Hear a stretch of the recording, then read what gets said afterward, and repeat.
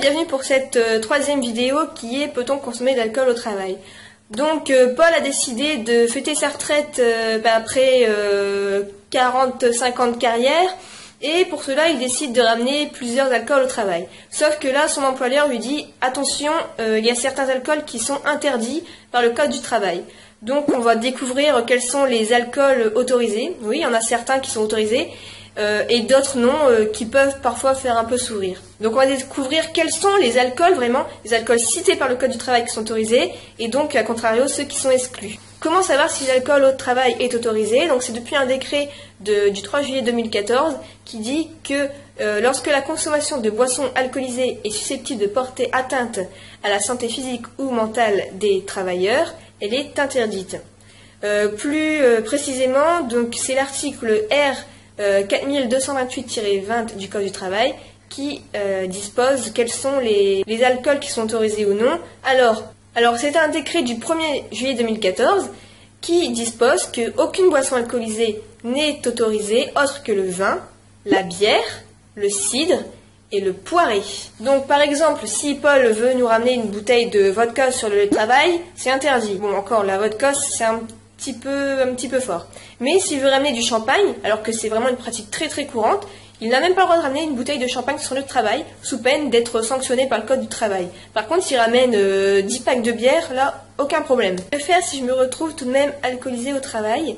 Donc l'employeur peut faire passer un test d'alcoolémie s'il voit que vous arrivez au travail après une soirée bien arrosée, sous certaines conditions. Donc sachez que le fait d'être alcoolique, c'est vraiment pas un motif de sanction que peut s'autoriser votre employeur parce que ça relève de l'état de santé. Par contre, le fait de venir vraiment ivre au lieu de travail, là, ça peut avoir des conséquences si c'est pendant le temps de travail. Donc, comme toujours, la sanction doit être proportionnée à la faute. Elle doit ainsi tenir compte des circonstances, des fonctions et de l'ancienneté du salarié. Donc, je vais vous donner quelques exemples de la jurisprudence.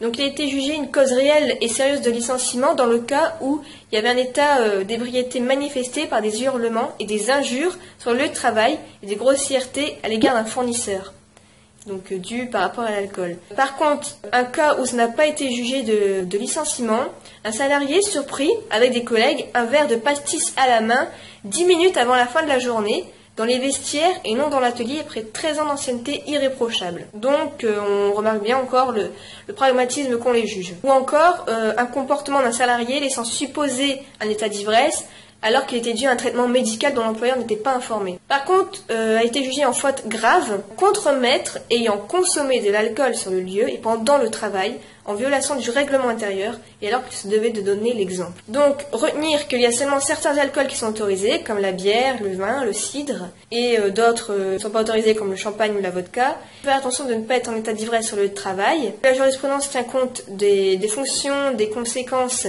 et de votre ancienneté, et qu'au final, ça va rester une pratique plutôt rare. Comme d'habitude, je vous invite à aller voir mon site juriste-travail.fr, de commenter la vidéo si vous avez d'autres questions, et je vous dis à bientôt pour la prochaine vidéo. Au revoir.